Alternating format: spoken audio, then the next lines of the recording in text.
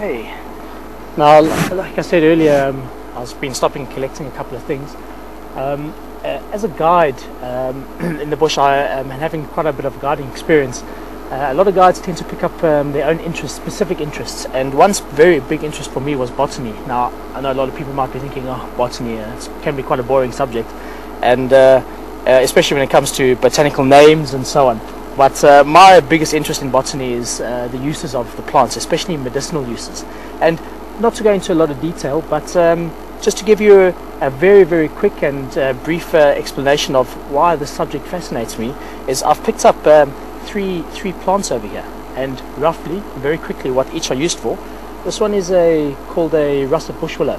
You take these leaves, you boil them up in a little bit of water for about 20 minutes, and you drink that, and it induces diarrhea. Okay, a very pleasant thing, but not proud of it. But as a guide, you know, you have to try these things to be able to be sure that they work, and it works quite well, I must say.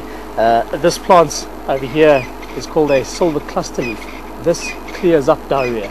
It has a chemical in it that binds liquid called tannin.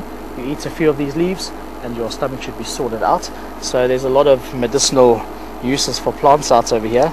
And well, this one over here, since we're on the subject, it's called a weeping wattle. It's also got a nickname. We call it the wiping wattle. I'm sure you can use your imagination. This makes the best bush toilet paper out over here. So that's just a very brief explanation on why I enjoy the subject. There's a lot of uses out here. The bush is like a pharmacy of its own, and with time and with more drives, I'll point out a few of the more interesting things out in the bush. But very fascinating subject, and I'm always looking for uses of plants. So we'll definitely be pointing out a few of the interesting ones on our drives.